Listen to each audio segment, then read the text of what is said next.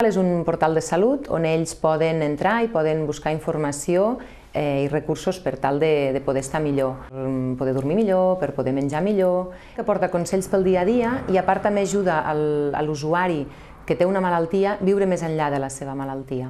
No és tant substituir visites, sinó és més un complement a això. L'atenció assistencial segueix sent essencial. El control ara també ha sortit bé, eh? Va. Escolta'm una cosa, i de cara a aquests Nadals, què? Ja sé que torrons i tot això no en tinc que fer, però vull que m'orientés una mica sobre l'alimentació. Hi ha moltes pàgines que potser no són fiables i el que estem ensenyant i acompanyant nosaltres a l'usuari és a trobar la informació rigorosa. Tota la informació no la tens i a vegades necessites aquest tipus d'ajuda en el qual, vull dir, trobar solucions o dubtes que t'hagin pogut quedar dintre la consulta.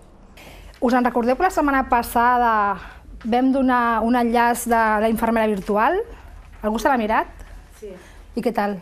La infermera virtual es fa servir força en el que seria en consulta amb les nostres usuàries, o suggerint algun enllaç en algun moment puntual quan sorgeixen alguns dubtes o per temes puntuals, o també de manera grupal, en els grups de preparació al naixement o en els grups de postpart, sorgeix l'oportunitat d'explicar algunes coses a partir de la infermera virtual, d'alguns enllaços concrets, i així és com la utilitzem.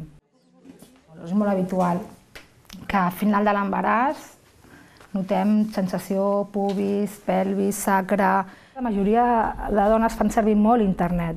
Les usuàries que tenim nosaltres són internautes per definició, bàsicament.